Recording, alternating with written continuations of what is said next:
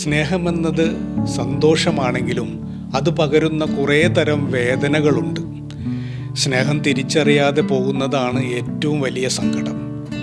അടരുവാൻ വയ്യെന്ന് വല്ലാതെ വേദനിച്ച് ഉള്ളിൽ കൊണ്ടു നടക്കുന്നത്, പരസ്പരം തുറന്നു പറയാനാകാത്തത്, അത്രയും ആഴത്തിൽ സ്നേഹിച്ചിട്ടും വിഡ്ഢിയാകുന്നത്, അകാരണമായി പൊടുന്നനെ ഒരാൾ മാത്രം എല്ലാം മറക്കുന്നത്, മറയുന്നത്, എല്ലാവരോടും സ്നേഹം പറഞ്ഞ് തൻ്റെ ആവശ്യങ്ങൾക്ക് ഉപയോഗപ്പെടുത്തി കഴിഞ്ഞ് പിന്നെ കൃത്യമായ അകലത്തിൽ തൊടുവിക്കാതെ നിർത്തുന്നത്, കോമാളിയാക്കുകയും അതൊന്നും മനസ്സിലാക്കാതെ കൂടുതൽ അടുക്കുന്നതും പാവമാകുന്നതും സ്നേഹം വെറുതെയാകുന്നതും ഒരിക്കലും തൻ്റേത് അല്ലെന്ന് അറിയാതിരിക്കുന്നതും, സ്നേഹപ്പരിക്കുകളുടെ ലിസ്റ്റ് അങ്ങനെ നീണ്ടു പോകുന്നുണ്ട്.